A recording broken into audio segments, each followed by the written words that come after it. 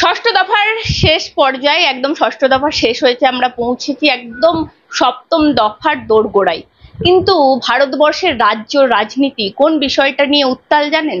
প্রথমে যখন সংসদে মোদী বলেছিলেন যে এইবার 400 পার, তারপরেই সেখান থেকেই বিতর্ক শুরু হয়েছে কি করে 400 পার করতে পারে। তখন সেই বিতর্কে জল ঢেলে বলা হয়েছিল 370 পাবে বিজেপি, তারপর এনডিএ জোট মিলিয়ে 400 হবে। তারপরে সেখান থেকেই সূত্রপাত হয় বিতর্কের। কি বিতর্ক? প্রশান্ত কিশোর বলেন, তিনি বলেন যে নাকি বিজেপি এখানে সব থেকে ভালো ফল করবে এইবারে ভারতবর্ষে। ভারতবর্ষে কিন্তু যেভাবে ভোট হতে থাকে, যেভাবে ষষ্ঠ দফার ভোট পার্সেন্টেজ দেখে যা মনে হচ্ছে, প্রত্যেক দফায় ভোট পার্সেন্টেজ যেভাবে কমছে। যোগেন্দ্রনাথ, আপনারা প্রত্যেকেই জানেন, সেফোলজিস্ট, তিনি বিশিষ্ট সেফোলজিস্ট। তার আর এখনো পর্যন্ত চর্চায় রাজনীতির বিষয়ে কিন্তু তার, যোগেন্দ্র যাদব, তার রাজনৈতিক বিষয়ে কিন্তু চর্চা, তিনি যেটা বলেন, তিনি যেটা অ্যানালিসিস করেন সেটা কিন্তু হয়, অনেক ক্ষেত্রেই দেখা যায়। তিনি তখন বলছেন, এই মুহূর্তে তিনি কি বলছেন, পার্সেন্টেজ কমছে, মানে মোদী সরকার 272 এর বেশি নাকি যাবেই না মোদী সরকার, তিনি বলছেন। তারপরেই বিতর্কে জল ঢালছেন প্রশান্ত কিশোর, বলছেন না, পার্সেন্টেজ কমলেও দেখা যাচ্ছে বিজেপি ক্ষমতায় আসবে এবং পশ্চিমবঙ্গেও নাকি 18টার বেশি আসন পাবে। আমার সঙ্গে রয়েছেন বিশিষ্ট অধ্যাপক বিশ্বনাথ চক্রবর্তী, বিশিষ্ট সেফোলজিস্ট। আপনারা জানেন রাজ্য রাজনীতির বিষয়ে এবং রাজনৈতিক পরিস্থিতি এবং ষষ্ঠ দফায় সত্যিই ভারতবর্ষের নিরিখে আসন কোথায় দাঁড়িয়ে আছে, বিজেপি কত আসন পেতে পারে, এবং এই যে বিতর্ক যোগেন্দ্রনাথ ভার্সেস প্রশান্ত কিশোর, তার মধ্যে উনি কি বলছেন, ওনার সঙ্গেই কথা বলবো। স্যার, বঙ্গ টিভিতে স্বাগত। কি বলবেন? দেখো, মানে এই বিতর্কটা কেন, প্রথমত বলবো যে এই বিতর্কটা ভীষণ হেলদি ভারতবর্ষের ডেমোক্রেসির জন্য, গণতন্ত্রের চর্চার জন্য।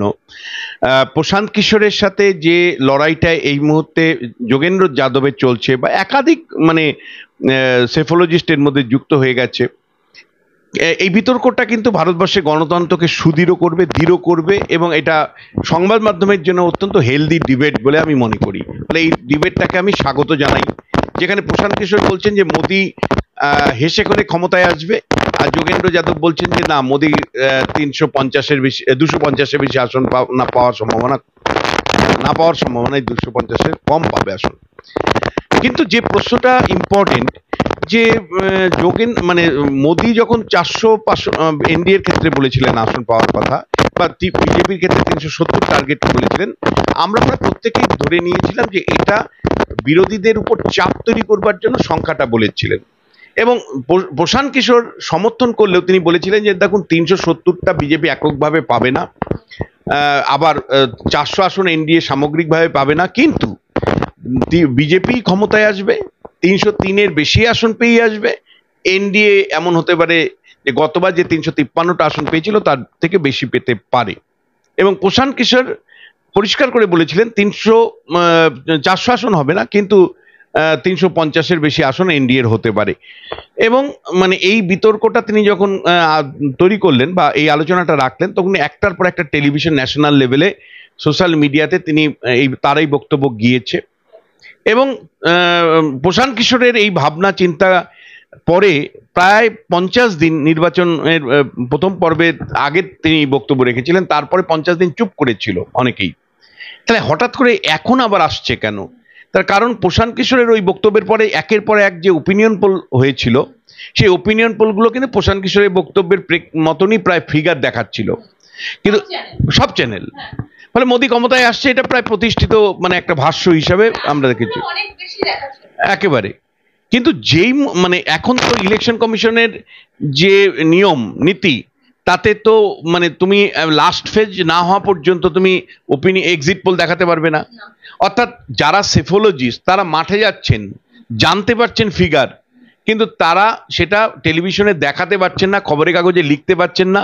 ফলে এই গ্যাপটা আবার নতুন করে কিন্তু পূরণ করতে চাইছেন এই, অর্থাৎ যেহেতু সেফোলজিস্টরা বাজারে নেই ইলেকশন কমিশনের নিয়মের ফলে এই জায়গাটা দখল করতে চাইছেন প্রশান্ত কিশোর বা যোগেন্দ্র যাদবের মতন লোকরা। মানে আমি তোমায় বলছি, প্রশান্ত কিশোরের কাছেও কিন্তু প্রাইমারি কোনো ডেটা নেই, শুধু রাজনৈতিক বিশ্লেষণ আছে। আবার যোগেন্দ্র যাদবের মতন মানুষের কাছেও কিন্তু প্রাইমারি কোনো ডেটা নেই।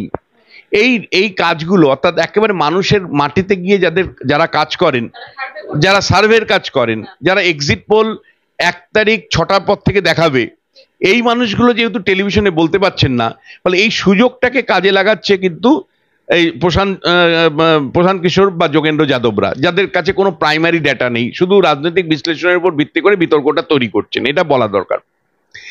এবং এই বিতর্ক মানে গুরুত্বপূর্ণ এই কারণে যে যারা গুরুত্বপূর্ণ সংস্থা যেমন সি ভোটার, সিএসডিএস এর মতন সংস্থা, আরো যে সংস্থাগুলো আমাদের দিল্লির লেভেলে আছে, তারা কিন্তু গ্রাউন্ড লেভেলটাকে বিচার করছেন, এক একটা ভোট হয়ে যাচ্ছে, মানুষের মতামত নিচ্ছেন, এক্সিট পোল তারা করবেন এইভাবে।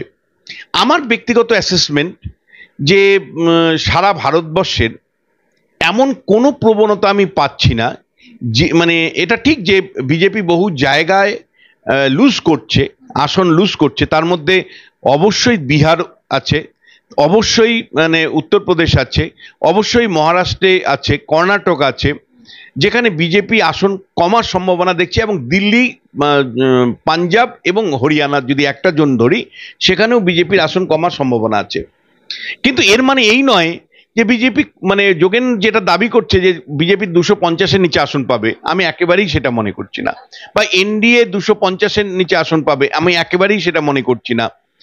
রাদার আমি যেটা মনে করছি যে বিজেপির যে আমি যেটা মনে করছি যে বিজেপি কয়েকটা রাজ্যে যেমন খারাপ রেজাল্ট করার সম্ভাবনা, মানে বিজেপির শক্তি কোথায় প্রথমে একটু দেখিনি। বিজেপির শক্তি হলো উত্তর ভারতবর্ষের এবং পশ্চিম ভারতবর্ষে, ফলে উত্তর এবং পশ্চিম ভারতবর্ষে বিজেপি কিছু আসন হারাবে, এটা নিয়ে আমার কোনো মানে দ্বন্দ্ব নেই, আমি পরে রাজ্যভিত্তিক তোমায় আলোচনা দিচ্ছি।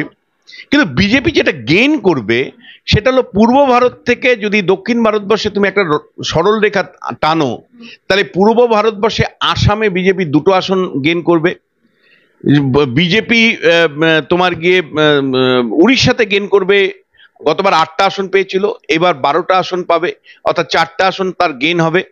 বিজেপি তেলেঙ্গানাতে আসন বাড়াবে, তেলেঙ্গানাতে গতবারের থেকে আরো 2-3টে আসন সে বাড়াবে, এবং এইবার লড়াইটা তেলেঙ্গানাতে সরাসরি হচ্ছে কংগ্রেস ভার্সেস বিজেপি, কারণ ওখানে বিআরএস এর কিন্তু গুরুত্ব, কিন্তু চন্দ্রশেখরের গুরুত্ব কিন্তু কমছে। আগে যেটা টিআরএস ছিল, তেলেঙ্গানা রাষ্ট্রীয় সমিতি, এখন ভারত রাষ্ট্রীয় সমিতি হয়েছে বিআরএস, সে কিন্তু ক্রমশ এই লোকসভা নির্বাচনের থেকে সরে যাচ্ছে।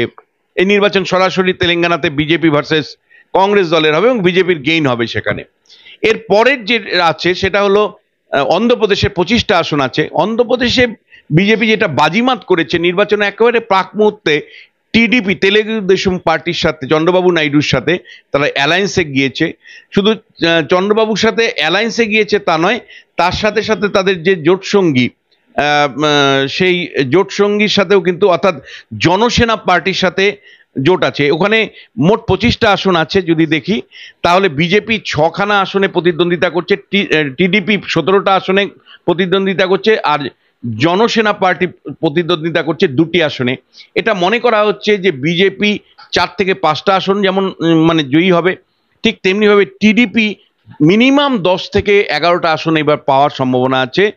আর জনসেনা পার্টি, লোকাল পার্টি, তারাও 2টো আসনে প্রতিদ্বন্দ্বিতা করছে, 2টোতেই জয়ের সম্ভাবনা আছে। অর্থাৎ বিজেপির এখানে একটা সাবস্টেন্সিয়াল লাভ হবে, যে লোকসানটা সে বিহারে হবে সেটা কিন্তু অন্ধ্রপ্রদেশ দিয়ে তার মেকআপ হয়ে যাবে। এবং এটাও মনে করা হচ্ছে যে যেহেতু মানে তোমার তামিলনাড়ুতে তারা লোকাল পলিটিক্যাল পার্টি, তার সাথে যেহেতু মানে গাঁটছড়া বেঁধেছে, নির্বাচনী আঁতাত করেছে, ফলে এটা পিএমকে বলে একটি পার্টি আছে মানে তামিলনাড়ুতে, সেই পিএমকে 4টে আসনে লড়াই করছে, 2টো আসন পাওয়ার সম্ভাবনা, বিজেপিরও 1টা আসন, ফলে 3টে আসন তাদের লাভের সম্ভাবনা আছে।